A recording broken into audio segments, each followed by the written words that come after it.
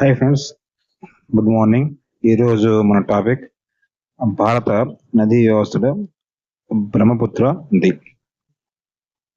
బ్రహ్మపుత్ర అనేది మనకు టిబెట్లోని కైలాస్ మౌంటైన్లో సామ్యాంగ్ డాంగ్ అనే ప్రాంతంలో జన్మించింది. ఇది సింధు నదికి వ్యతిరేక దిశలో ప్రయాణిస్తున్నటువంటి నది. ఎందుకంటే సింధు నది మనకి వెస్ట్ వైపు, పాకిస్తాన్ వైపు మనకు ప్రయాణం చేస్తుంది. బ్రహ్మపుత్ర మనకి నార్త్ ఈస్ట్ లో మనకి ప్రయాణం చేస్తుంది. కాబట్టి ఈ రెండు నదులను వ్యతిరేక దిశలో ప్రయాణిస్తున్నటువంటి నదులని చెప్పుకుంటారు. బ్రహ్మపుత్ర నది ప్రయాణించే దేశాలు విషయానికి వస్తే టిబెట్, ఇండియా అండ్ బంగ్లాదేశ్. ఇండియాలో అరుణాచల్ ప్రదేశ్ అండ్ అస్సాం, ఈ రెండు రాష్ట్రాల్లో ఇది ప్రయాణం కొనసాగిస్తుంది. మొత్తంగా 2900 కిలోమీటర్లు దీని యొక్క టోటల్ లెంగ్త్. ఇండియాలో ప్రవేశించే ప్రదేశం విషయానికి వస్తే అరుణాచల్ ప్రదేశ్లోని నామ్చా బరావా అండ్ సిక్కింలోని జిదో అనే ప్రాంతంలో మనకు ఇది ఇండియాలోకి ఎంట్రీ అవుతుందన్నమాట.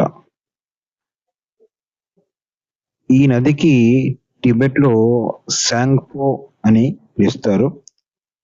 అలాగే ఇండియాలోని అరుణాచల్ ప్రదేశ్లో ఈ నదికి దియాంగ్ అని పిలుస్తారు. అలాగే అస్సాంలో దీనికి సెడాంగ్ అనే నేమ్తో పిలుస్తారు. నెక్స్ట్ బంగ్లాదేశ్లో ఈ నదికి జమున అనే పేరుతో పిలుస్తారు. బ్రహ్మపుత్ర నది మొత్తంగా ఇండియాలో 890 కిలోమీటర్లు ప్రయాణం కొనసాగిస్తుంది.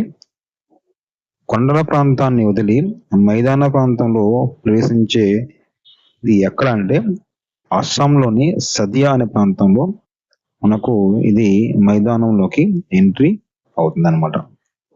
నెక్స్ట్ బ్రహ్మపుత్ర నదికి 2 పేర్లు ఉన్నాయి. ఒకటి రెడ్ రివర్ అండ్ అస్సాం దుఃఖ దాయిని అని ఈ 2 పేర్లతో మనకు పిలుస్తారనమాట. ప్రపంచంలో అతిపెద్ద నది ఆధారిత దీవి ఎక్కడ ఉంది అంటే అది మనకు మజూలీ ఐలాండ్ అనమాట. ఈ మజూలీ ఐలాండ్ మనకు బ్రహ్మపుత్ర నదిలో మనకు ఉందన్నమాట. బ్రహ్మపుత్ర నదికి మనకు లెఫ్ట్ సైడ్ రివర్స్ విషయానికి వస్తే ఒకటి దిబాంగ్, రెండోది లోలిత్, మూడోది బరాక్, నాలుగవది కొపిలి. ఈ 4 నదులు కూడా బ్రహ్మపుత్రకు లెఫ్ట్ సైడ్ ఉన్నటువంటి నదులు. యాక్చువల్గా బ్రహ్మపుత్ర నది దిబాంగ్ అండ్ లోలిత్ అనే 2 నదుల కలయిక వలన ఏర్పడినటువంటి నది. అంటే ఈ 2 ఉపనదులతో పాటు వీటి ద్వారానే ఈ నది ఏర్పడింది. లోలిత్ నదిపై ఉన్నటువంటి బయోస్ఫియర్ రిజర్వాయర్ ఏంటి అంటే దిబ్రూ సికోవా అనేటువంటి ఒక బయోస్ఫియర్ రిజర్వాయర్ లోలిత్ నదిపై ఉంది. బరాక్ రివర్ ప్రవహించే స్టేట్స్ విషయానికి వస్తే మణిపూర్, మిజోరాం, అస్సాం, ఈ 3 రాష్ట్రాల్లో బరాక్ రివర్ అనేది ప్రయాణం చేస్తుంది. బరాక్ రివర్ మైదానంలో ప్రవేశించే ప్రాంతం ఎక్కడ ఉంది అంటే అస్సాంలో ఉంది. బరాక్ రివర్ అస్సాం తర్వాత ఏ దేశంలోకి పోతుంది అంటే బంగ్లాదేశ్. అంటే బరాక్ రివర్ అస్సాం తర్వాత నెక్స్ట్ బంగ్లాదేశ్ లోకి ఎంట్రీ అవుతుంది. బంగ్లాదేశ్ లో ఎంట్రీ అయిన తర్వాత ఇది ఏ నదితో కలుస్తుంది అంటే మేఘనాతో కలుస్తుంది అనమాట.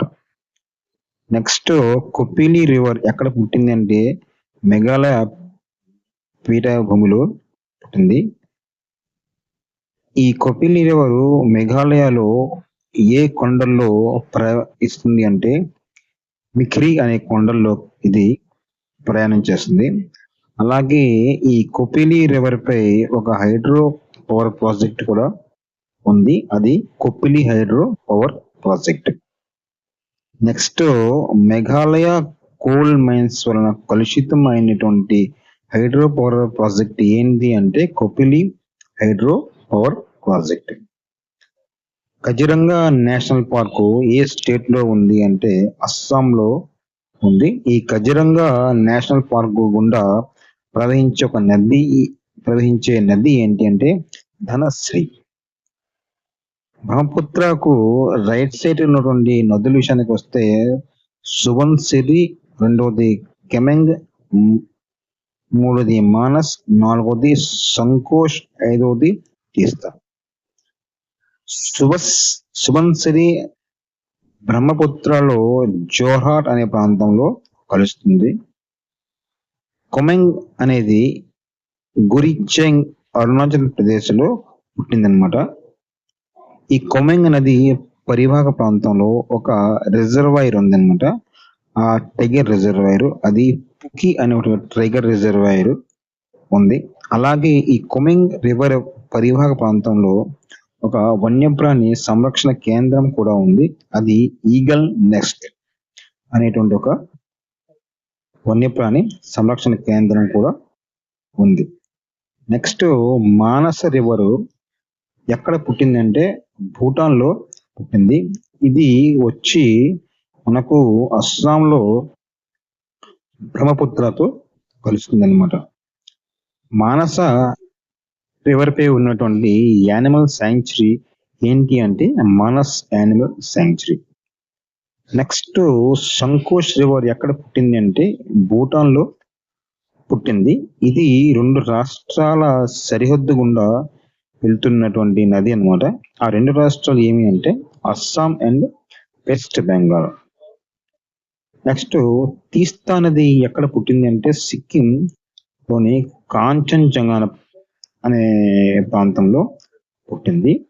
ఈ తీస్తా నది 1787లో వచ్చిన భూకంపం కారణంగా గంగా రివర్ ని వదిలి ఇది బ్రహ్మపుత్రతో కలిసింది అనమాట. అంటే ఈ భూకంపం కారణంగా తీస్తా నది గంగా నదికి ఉపనది అవ్వాల్సింది, అది రూట్ మార్చుకొని బ్రహ్మపుత్ర నది ఉపనది అయింది అనమాట.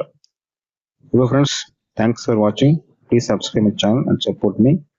Thank you very much. Next మీకు గంగా నది వ్యవస్థ గురించి చెప్తాను. So please subscribe my channel and support me. Thank you very much.